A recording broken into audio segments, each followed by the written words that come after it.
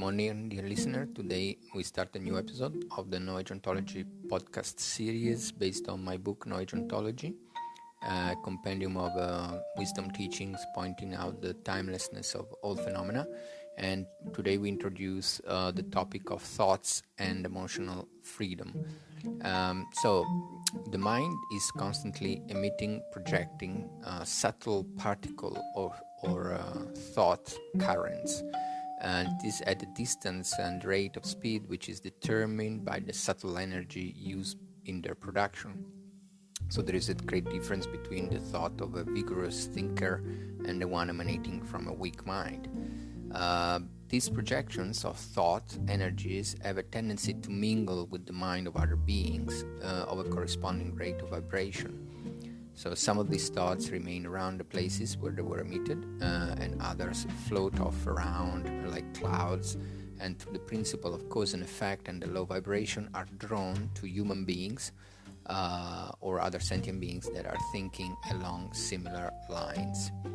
So whether they're arising from one's own mind or the mind of other beings, there are many ways to deal with disturbing thoughts and emotions, both in meditation and after meditation during daily activity.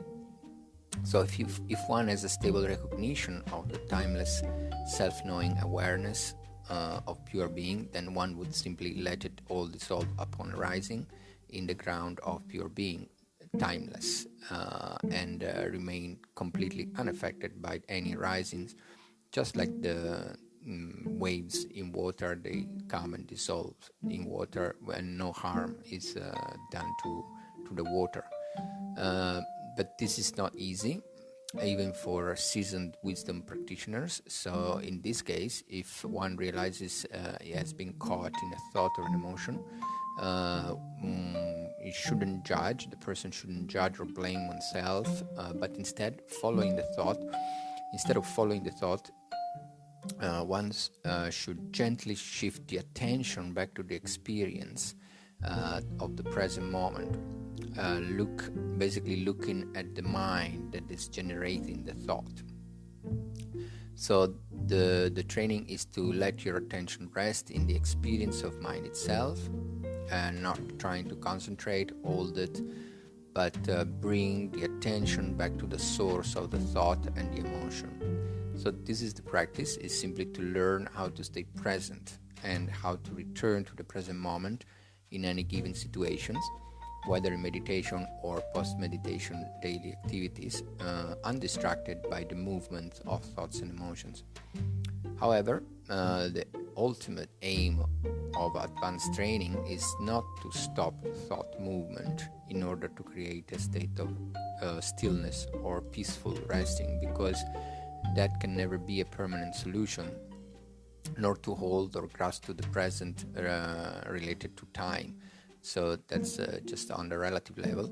The pivotal point is to completely liberate thoughts and emotions, and to recognize the timeless non-movement within the movement itself. So therefore, to force all movement to self-dissolve upon arising into the timeless non-movement, like writing in space. So that's the ultimate goal or the ultimate aim, but this is not accomplished until one has a very stable recognition of the timeless ground of pure being. And to have that, one needs to be introduced by a qualified teacher that has that experience. And so this is not simple, but what is possible is to practice staying present without being distracted by the thought and emotional movement, by bringing the attention every time to the source, the mind that is generating the thoughts and the movement. So in this case, there is a small gap between the subject, which is present, and the object, which is the thought and the emotion.